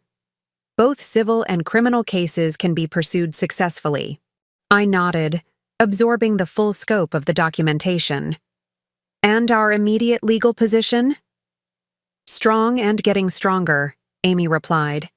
We've secured temporary freezes on all identified accounts through financial fraud protocols. Forensic accountants, are tracing every dollar.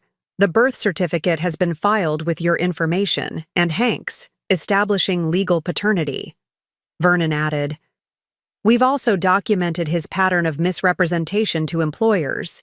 3 companies confirm he fabricated credentials on his resume, including his claimed MBA from Northwestern. As I reviewed the evidence, a notification arrived from Judith's security team. Hank had checked out of his Portland hotel and was en route to the airport, his phone showing ticket purchases for a flight to Seattle departing at 11:40 a.m. He's accelerating his timeline, I observed. The business emergency provides cover for his departure, and he likely assumes I'm too overwhelmed with newborn care to immediately pursue the missing funds. Amy nodded agreement. Classic exit strategy. He'll probably maintain sporadic communication. For another few days, growing increasingly distant, before disappearing completely. I closed the last folder and looked around the table at the team assembled to protect my interests. Professionals who had worked with the Wilson family for years, executing contingency plans established long before Hank entered my life. My grandmother would be proud, I said, a small smile forming. She always said the best defense is prepared before it's needed. The evidence spread before us represented not just documentation of a betrayal, but the foundation for justice, methodically gathered, legally obtained, and devastatingly complete. What's our next move? Vernon asked. I checked my phone, noting another text from Hank. More excuses, more delays, the threads of connection growing thinner. We let him think he's succeeded, I replied, while we prepare to show him how thoroughly he's failed. 3 days passed with Hank maintaining the charade of the devoted but unavoidably detained father. His texts grew predictably less frequent, his excuses increasingly elaborate. The Seattle client had expanded to an international crisis requiring his personal attention in Vancouver. The return flight had mechanical issues. His phone had limited reception in remote meeting locations. Each fabrication was documented, time-stamped, and added to the growing evidence file while Judith's team tracked his actual movements.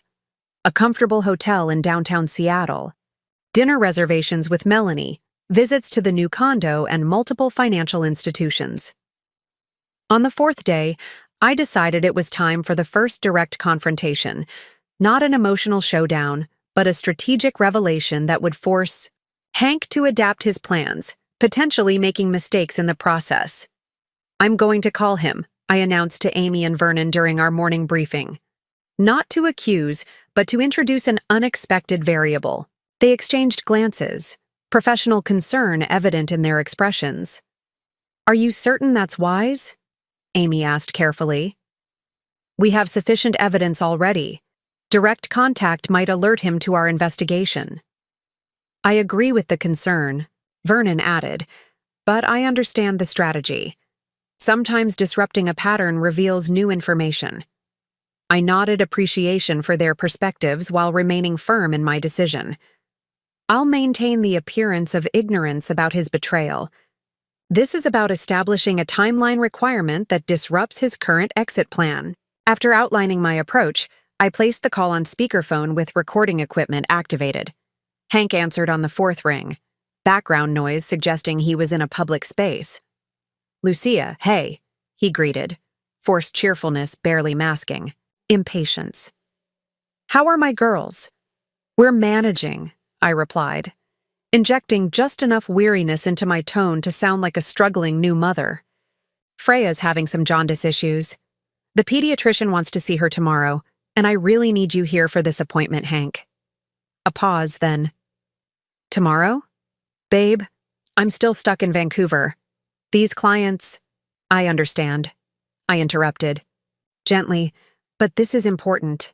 Dr. Winters specifically asked why you haven't been at any of Freya's checkups. This was the disruption, introducing a medical concern and external authority figure who had noticed his absence. I continued before he could formulate a response. She mentioned potential testing they might want to run, family medical history, documentation they need from both parents. It sounded serious, Hank. Another pause. longer this time. I could almost hear him recalculating, weighing his exit strategy against this new complication. "What time is the appointment?" he finally asked. 10:30, at Portland Memorial. "I'll try to get a flight tonight," he offered, the reluctance evident beneath his concerned father performance. "Can't promise anything with these mechanical issues they're having, but I'll do my best." "Thank you," I said, allowing relief to color my voice. "We really need you here." After ending the call, I looked to Vernon and Amy. "He won't come," I stated with certainty. "No," Vernon agreed. "But he'll have to create a new excuse, something substantial enough to justify missing. A medical appointment for his newborn. And whatever he creates will generate new evidence," Amy added, understanding dawning in her expression. Within 30 minutes, our prediction was confirmed. Hank called back, voice tight with manufactured distress. "Lucia, I'm so sorry. There's been an accident. Jack from the Vancouver office was in a serious car crash, and I'm the only one who can handle the client transition. They've asked me to stay through the weekend." He paused for effect. "I tried to explain about Freya, but millions in contracts are at stake. I'll make it up to both of you, I promise." "Of course," I soothed, playing my role perfectly. "Family. Emergencies come first. I understand." After hanging up, I turned to Amy. "Contact the Vancouver office. Confirm there's no employee named Jack, no accident, no client emergency." "Already on it," she replied, typing rapidly on her tablet. Vernon checked the flight tracker on his laptop. He's just purchased a one-way ticket to Bora Bora, departing tomorrow at 6 a.m., connecting through Los Angeles. I nodded, a grim satisfaction settling over me. So he's accelerated his final exit. The appointment request forced his hand. The confrontation had achieved exactly what I'd intended, disrupting Hank's carefully constructed timeline and pushing him toward hasty actions that created additional evidence. His fictitious Vancouver emergency would be easily disproven, adding another documented lie to our case file. The sudden ticket purchase suggested panic rather than planned departure, indicating he feared I might begin questioning his absences more aggressively. "Alert Judith," I instructed Vernon. "I want surveillance increased at all transportation points, and contact the federal authorities. It's time to formally file the fraud complaints." As Vernon made the necessary calls, I found myself reflecting on the subtle power of strategic confrontation. Without revealing my knowledge or resources, I had altered the trajectory of Hank's escape plan, creating new vulnerabilities we could exploit in the process. My grandmother would have approved. "Sometimes," she once told me, "the most effective move isn't striking your opponent, but simply changing the board beneath their feet." The following morning brought confirmation that Hank had indeed boarded a flight, not to Bora Bora as initially planned, but to Miami, a last-minute change that suggested growing paranoia. Meanwhile, Vernon had uncovered something unexpected while investigating Hank's communications with Melanie. "She's gone dark," he reported, showing me the communication logs. No texts, calls, or emails between them for the past 36 hours. Her social media accounts have been either locked down or deactivated entirely. This development intrigued me. "Has she left Seattle?" "No," Vernon replied. "Credit card activity shows she purchased groceries yesterday evening near her apartment. But she canceled her scheduled showing at the new condo and withdrew $8,000 from her personal account, just under the reporting threshold." I considered this information, seeing possibilities in this unexpected fracture. "Something has changed between them. I want to know what." Amy suggested a direct approach. "We could have someone from the Seattle office make contact, perhaps under the guise of a real estate follow-up." "No," I decided. "I'll speak with her myself." Both Amy and Vernon looked startled by this proposal. "That presents significant risks," Amy cautioned. "Direct contact could compromise our legal strategy." "Or strengthen it," I countered. "Melanie clearly has doubts. She may be more valuable as a witness than a co-defendant." After discussing parameters for the contact, I placed the call while Amy recorded and Vernon monitored Melanie's digital footprint in real time.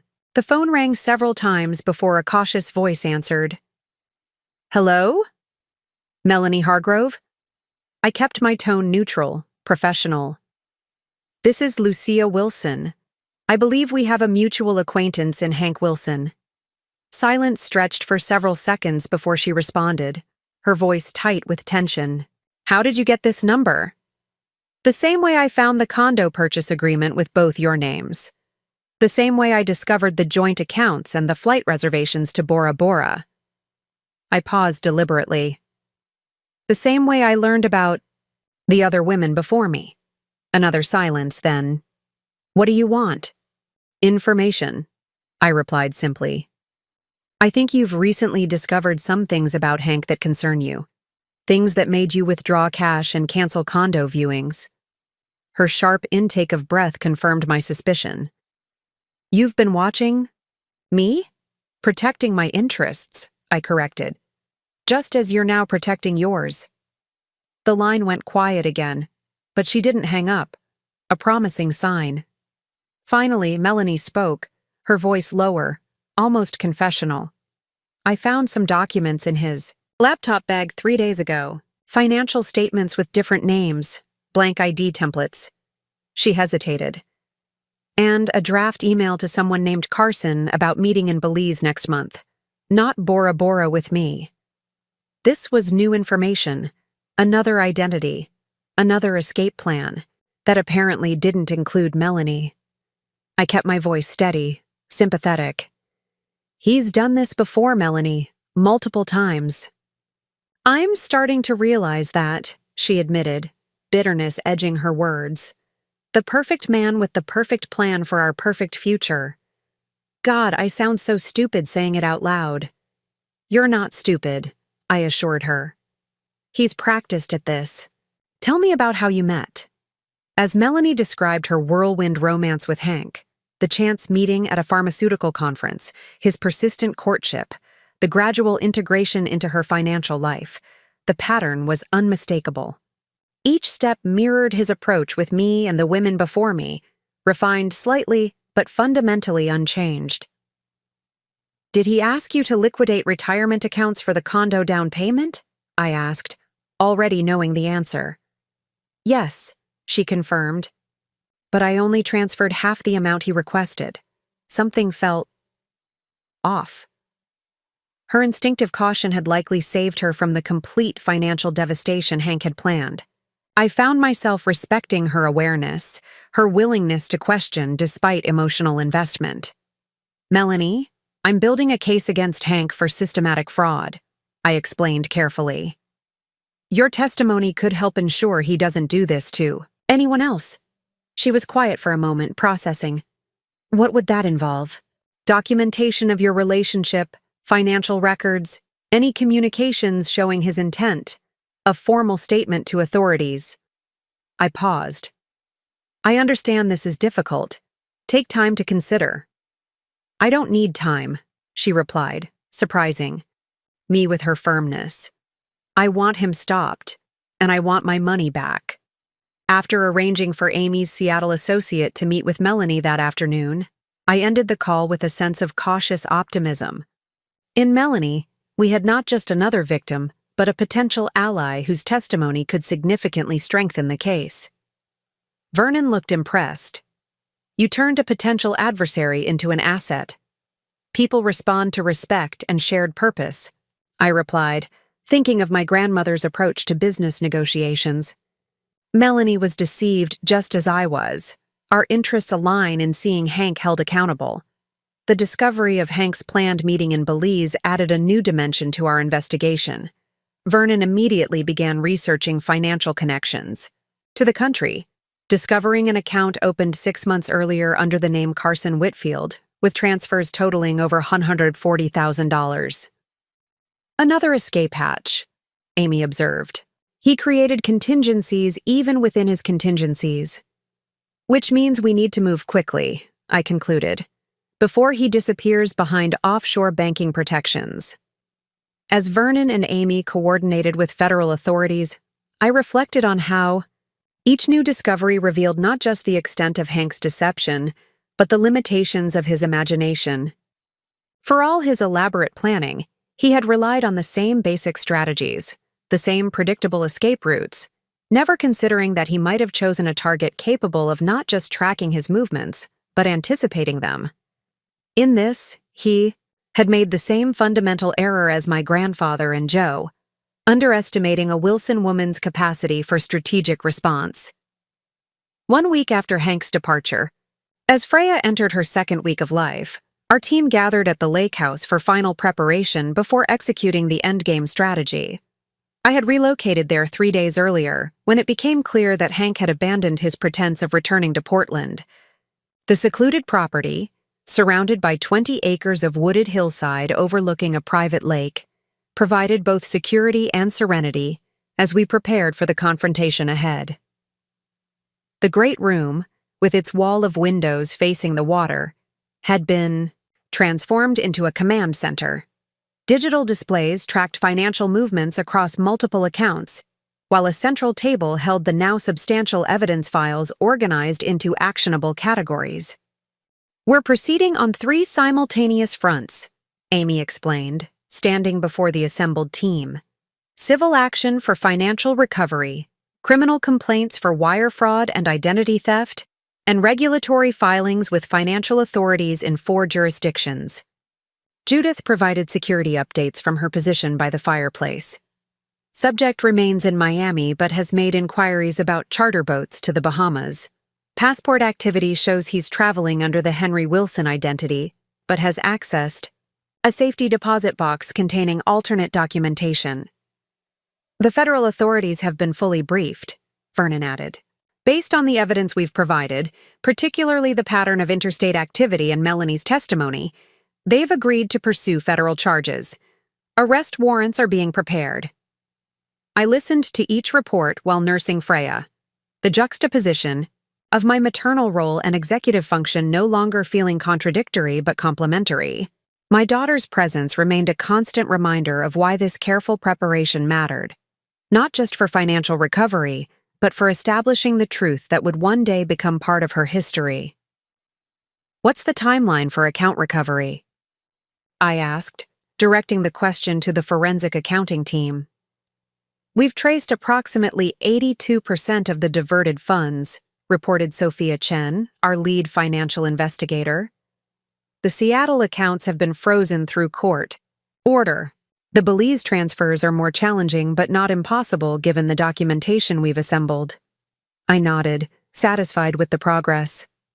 The money itself was insignificant to me. The joint accounts Hank had drained represented less than 0.3% of my actual net worth, but the principle of recovery mattered. Each dollar reclaimed represented not just financial restitution, but a systematic dismantling of Hank's carefully constructed exit strategy. "And Melanie's cooperation?" I asked, turning to Amy. "Exceeding expectations," Amy confirmed. "She's provided complete access to all communications, financial records, and has signed a comprehensive affidavit detailing his manipulation. Most significantly, she had documented his requests that she liquidate additional assets for what he claimed was their future together. This represented perhaps our greatest strategic advantage, evidence of Hank's intent to defraud not just his past victims but his planned future ones. The documented pattern transformed individual incidents of questionable financial behavior into a provable scheme of systematic fraud. As the team continued their reports, I found myself reflecting on how thoroughly we had mapped Hank's activities, motivations, and vulnerabilities. We had identified his banking patterns, his communication habits, his preferred escape routes. We had documented his aliases, his shell companies, his hidden accounts. Most importantly, we had connected with his previous victims, establishing a pattern that spanned years and crossed multiple state lines. All that remained was the final confrontation. Not a dramatic personal showdown as he might have expected from a wronged wife, but a coordinated legal intervention designed to dismantle Everything he had built. Tomorrow morning, we move simultaneously on all fronts, I instructed, my decision firm. Financial freezes, criminal complaints, civil filings. I want him to experience the full weight of consequence at once, with no opportunity to shift resources or create new contingencies. The team acknowledged the directive with professional nods. This was not revenge, but resolution, a carefully constructed response to systematic deception.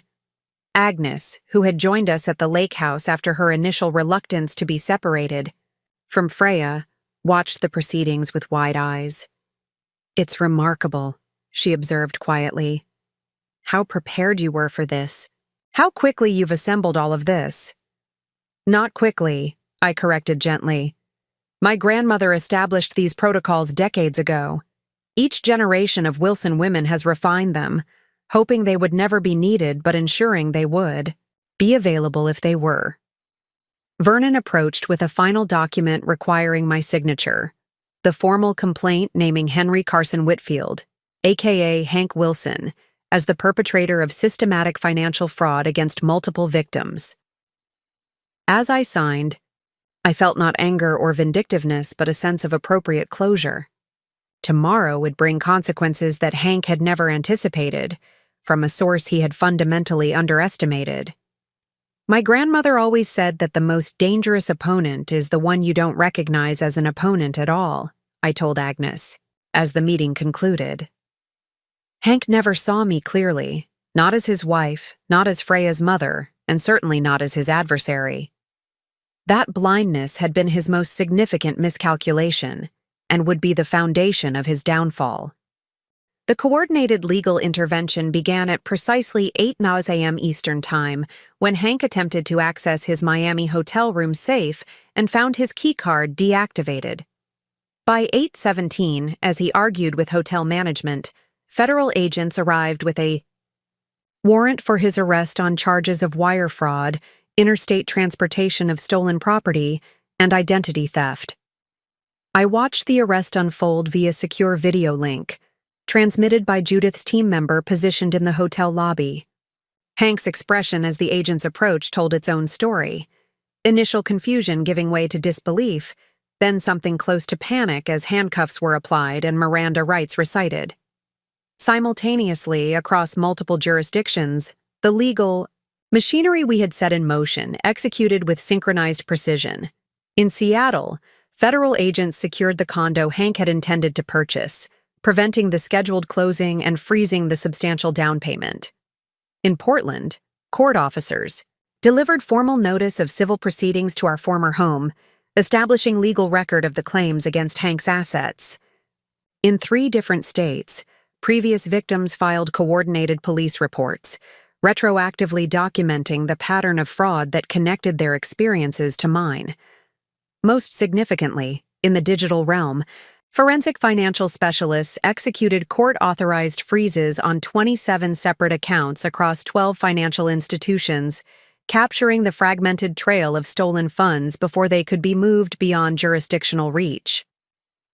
"First, phase complete," Vernon reported, monitoring the activity feeds.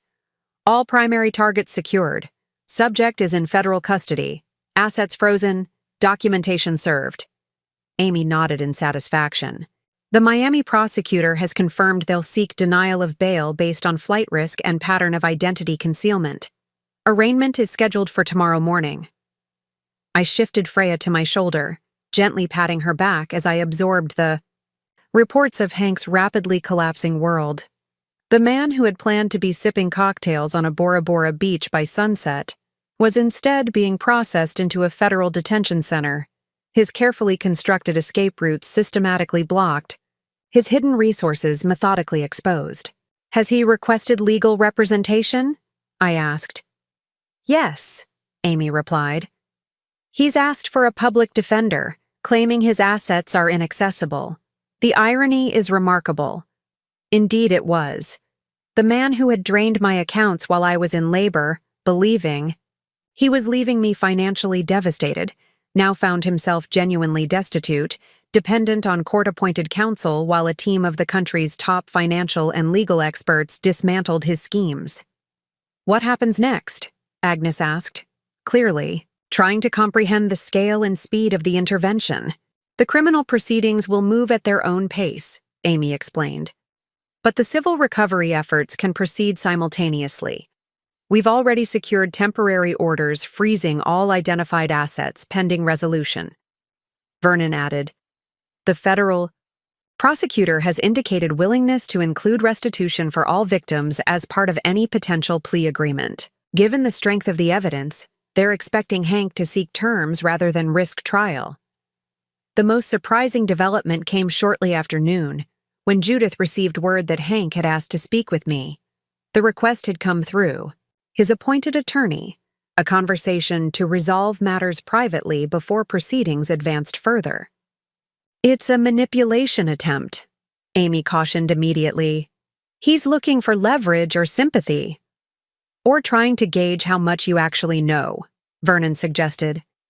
He may be hoping this is a simple angry wife response that he can manage, rather than the comprehensive legal intervention it actually is.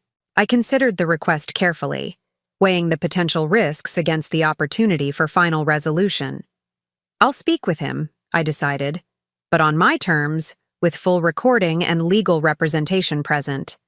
The call was arranged for Thursday p.m., conducted via secure video conference with Hank appearing from a small interview room in the detention center.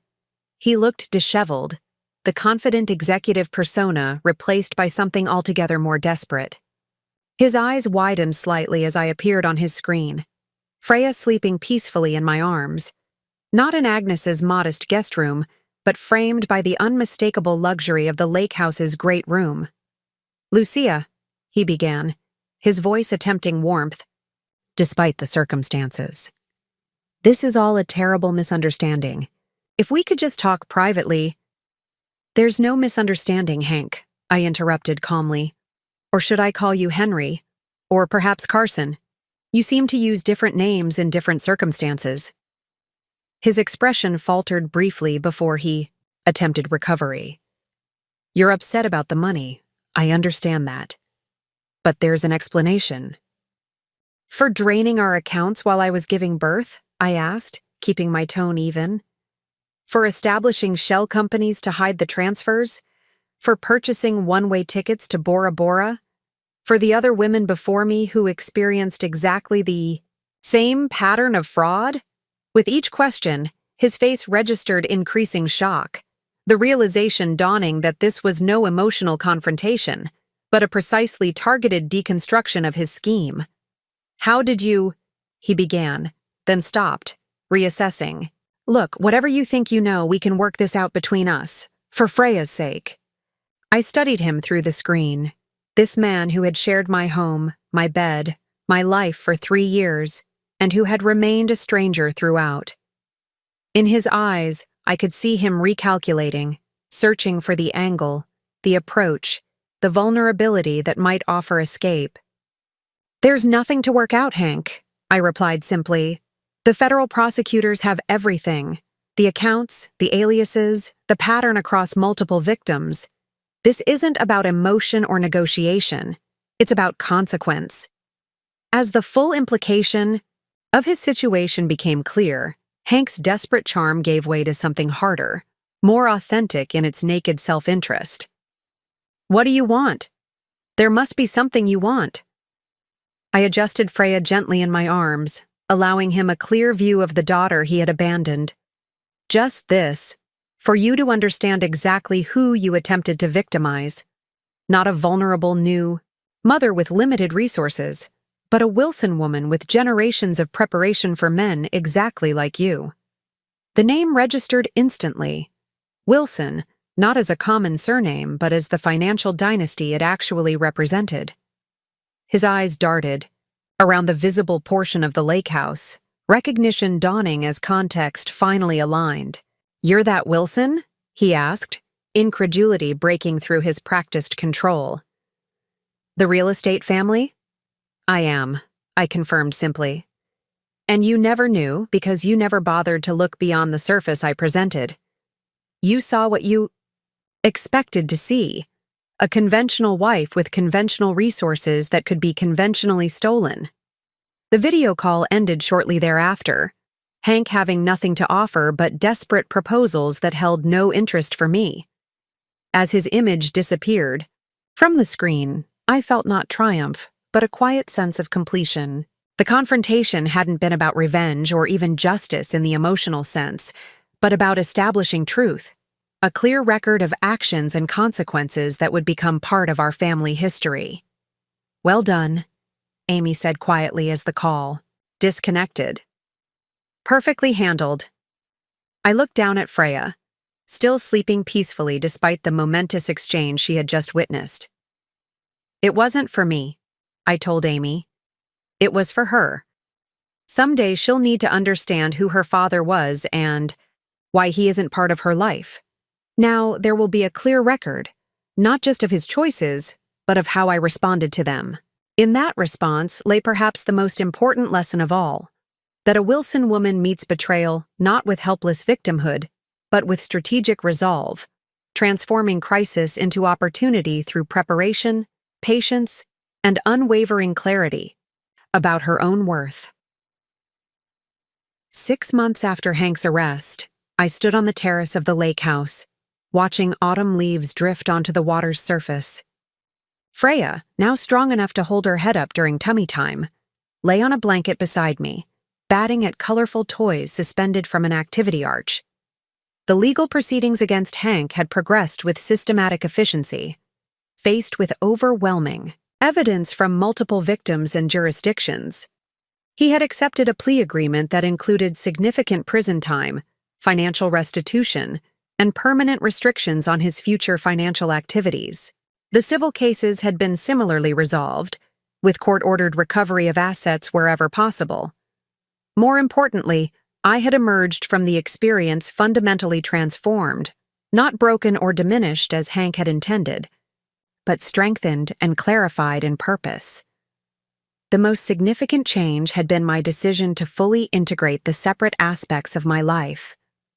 No longer did I maintain the fiction of Lucia, the marketing executive, as distinct from Lucia, the Wilson, heir.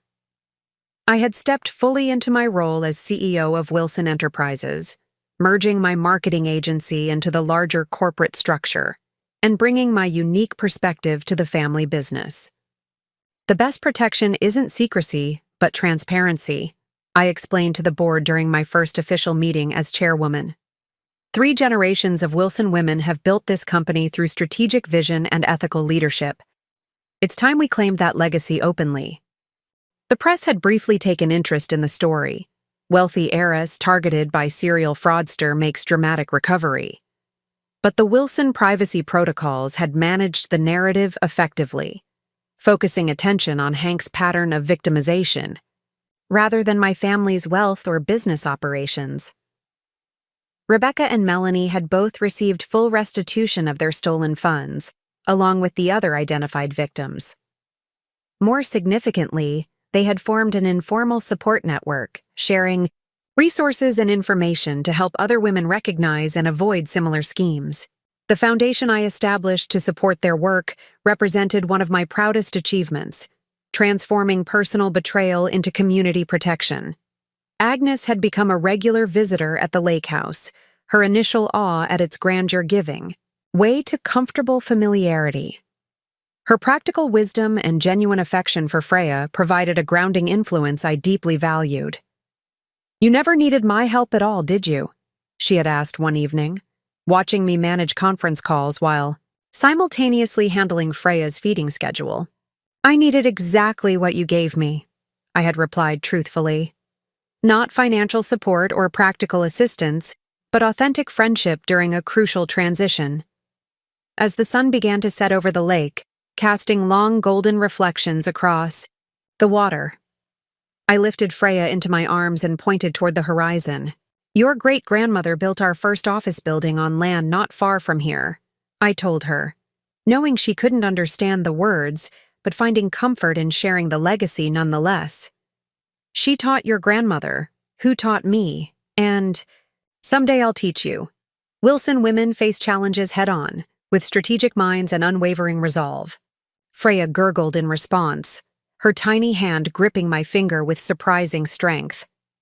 In that grip, I felt the continuation of a lineage defined not by victimhood, but by resilience, not by what was taken, but by what was built in response. This best revenge, my grandmother had often said, is not merely surviving, but thriving in ways your adversary never imagined possible. Looking at my daughter, heir to both a financial fortune and a philosophical one, I knew that Hank's greatest miscalculation had not been choosing a wealthy target, but choosing a Wilson woman. In attempting to leave me with nothing, he had inadvertently pushed me toward everything I was meant to become. Up next, you've got 2 more standout stories right on your screen. If this one hit the mark, you won't want to pass these up. Just click and check them out. And don't forget to subscribe and turn on the notification bell so you don't miss any upload from us.